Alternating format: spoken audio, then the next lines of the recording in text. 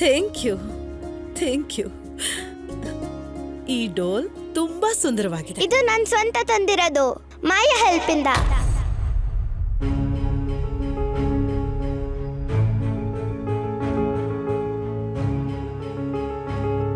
Thank you. ಹಾಗೇನೆ ಇವತ್ತು ನನ್ನ ಹುಟ್ಟು ಹಬ್ಬ.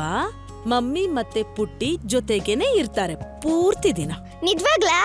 ಹಾ. ಮತ್ತೆ ಇನ್ನೇನು, ಐ ಮೀನ್ ಇಡೀ ದಿನ ನಿಂದೇನೆ ಪುಟ್ಟಿದು, ಇಡೀ ದಿನ.